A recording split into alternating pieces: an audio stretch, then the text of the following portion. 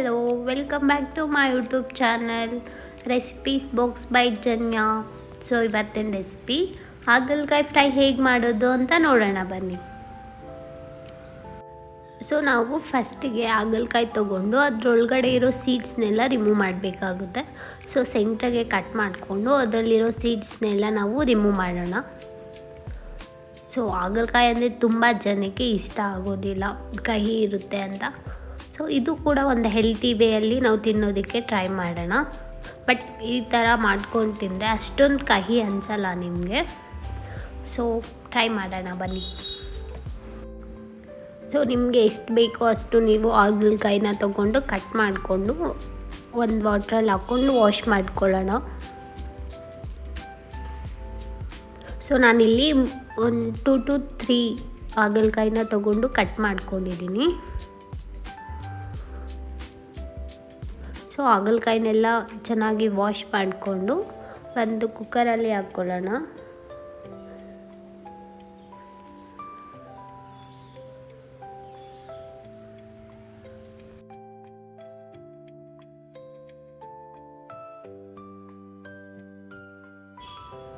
So ಕುಕ್ಕರಲ್ಲಿ ಹಾಕ್ಕೊಂಡ್ಮೇಲೆ ನಮಗೆ ಎಷ್ಟು ಬೇಕೋ ಅಷ್ಟು ವಾಟರ್ನ ಹಾಕ್ಕೊಳ್ಳೋಣ. ಸ್ವಲ್ಪ ಹಾಕ್ಕೊಂಡ್ರು ಸಾಕು, ಒಂದು ಅರ್ಧ ಗ್ಲಾಸ್ ಹಾಕ್ಕೊಳ್ತಾ ಇದ್ದೀನಿ ನಾನು.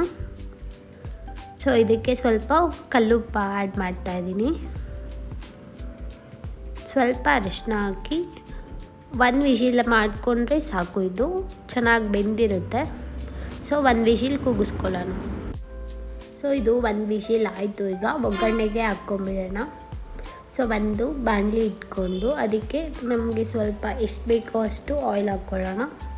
ಸೊ ನಾನಿಲ್ಲಿ 1 to 3 ಟೇಬಲ್ ಸ್ಪೂನ್ ಆಗೋಷ್ಟು ಆಯಿಲ್ ಹಾಕ್ಕೊಂಡಿದ್ದೀನಿ. ಸ್ವಲ್ಪ ಸಾಸಿವೆ ಹಾಕ್ಕೊಳ್ತಾ ಇದ್ದೀನಿ. ಸಾಸಿವೆ ಎಲ್ಲ ಚಿಟ್ಲದ್ಮೇಲೆ ಸಣ್ಣದಾಗಿ ಕಟ್ ಮಾಡ್ಕೊಂಡಿರೋ ಆನಿಯನ್ ಮತ್ತು ಒಂದೇ ಒಂದು ಹಸಿಮೆಣಸಿನ್ಕಾಯಿನ ನಾನು ಹಾಕ್ಕೊಂಡು ಫ್ರೈ ಮಾಡ್ಕೊಳ್ತಾ ಇದ್ದೀನಿ.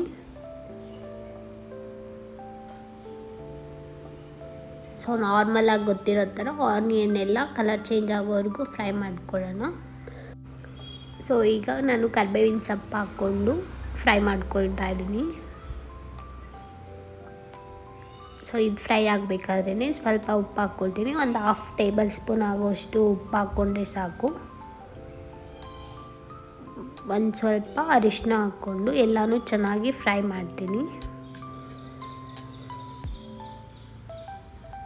ಸೊ ಆನಿಯನ್ ಎಲ್ಲ ಚೆನ್ನಾಗಿ ಫ್ರೈ ಆದಮೇಲೆ ಸಣ್ಣದಾಗಿ ಕಟ್ ಮಾಡ್ಕೊಂಡಿರೋ ಒಂದು ಮೀಡಿಯಮ್ ಸೈಜ್ ಟೊಮೊಟೊ ಒಂದನ್ನು ಹಾಕ್ಕೊಂಡಿದ್ದೀನಿ.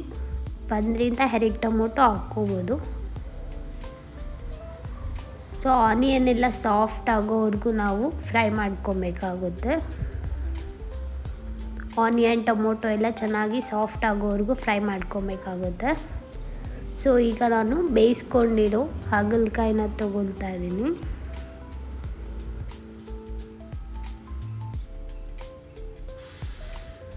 ಬೇಯಿಸ್ಕೊಂಡಿರೋ ಹಾಗಲಕಾಯಿನ ನಾವು ಫ್ರೈ ಮಾಡ್ಕೊಂಡಿದ್ವಲ್ಲ ಅದಕ್ಕೆ ಆ್ಯಡ್ ಮಾಡ್ತಾಯಿದ್ದೀನಿ. ಎಲ್ಲನೂ ಚೆನ್ನಾಗಿ ಮಿಕ್ಸ್ ಮಾಡೋಣ.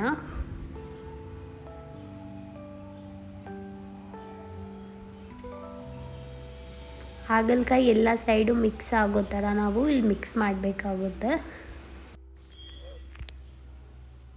ಸೊ ಈಗ ನಾನು ಒಂದು 1/2 ಟೇಬಲ್ ಸ್ಪೂನ್ ಆಗೋಷ್ಟು ಧನಿಯಾ ಪೌಡರ್ನ ಹಾಕ್ಕೊಳ್ತಾ ಇದ್ದೀನಿ. ಸೊ ಧನಿಯಾ ಪೌಡರ್ ಎಲ್ಲ ಹಾಕ್ಕೊಂಡ್ಮೇಲೆ ಮತ್ತೊಂದು ಟೈಮ್ ಎಲ್ಲ ಚೆನ್ನಾಗಿ ಮಿಕ್ಸ್ ಮಾಡೋಣ.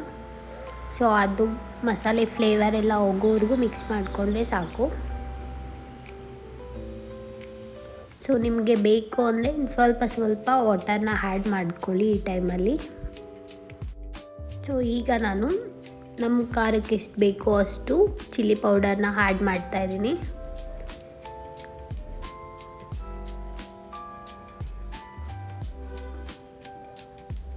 ನೀವು ಚಿಲ್ಲಿ ಪೌಡರ್ನ ಹಾಕ್ಕೊಂಡ್ಮೇಲೆ ಬೇಕಾದ್ರೆ ಒಂದು ಸ್ವಲ್ಪ ವಾಟರ್ನ ಆ್ಯಡ್ ಮಾಡಿ. ಸೊ ಮುಂಚೆನೇ ನಾನು ನೆನೆಸಿಟ್ಟಿದ್ದ ಹುಣಸೆ ಹಣ್ಣದು ನೀರೇನಿತ್ತು ಅದನ್ನು ಈಗ ಆ್ಯಡ್ ಮಾಡ್ಕೊತೀನಿ. ಹುಣಸೆನೆಲ್ಲ ಚೆನ್ನಾಗಿ ಕಿವುಚಿಬಿಟ್ಟು ಹಾಕ್ಕೊಳ್ತಾ ಇದ್ದೀನಿ.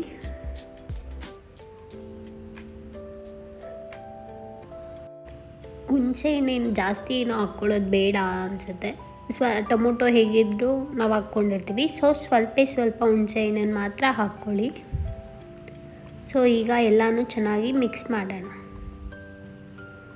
ಸೊ ಆಲ್ಮೋಸ್ಟ್ ರೆಡಿ ಆಯಿತು ಹಾಗಲಕಾಯಿ ಫ್ರೈ.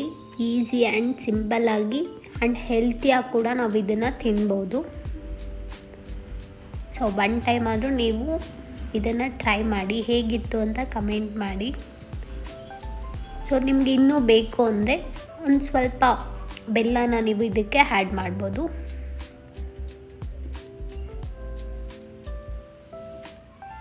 ಸೊ ಲಾಸ್ಟಲ್ಲಿ ಕೊತ್ತಂಬರಿ ಸೊಪ್ಪನ್ನು ಹಾಕ್ಕೊಂಡು ಡೆಕೋರೇಟ್ ಮಾಡ್ಕೊಳ್ಳೋದು, ಸಿಂಪಲ್ ಆಗೋಯ್ತು.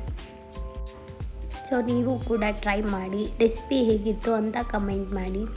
Thank you for watching. ಇದೇ ರೀತಿ ಜಾಸ್ತಿ ವೀಡಿಯೋಸ್ ಬೇಕು ಅಂದರೆ ನಮ್ಮ ಯೂಟ್ಯೂಬ್ ಚಾನಲ್ನ ಫಾಲೋ ಮಾಡಿ. Thank you.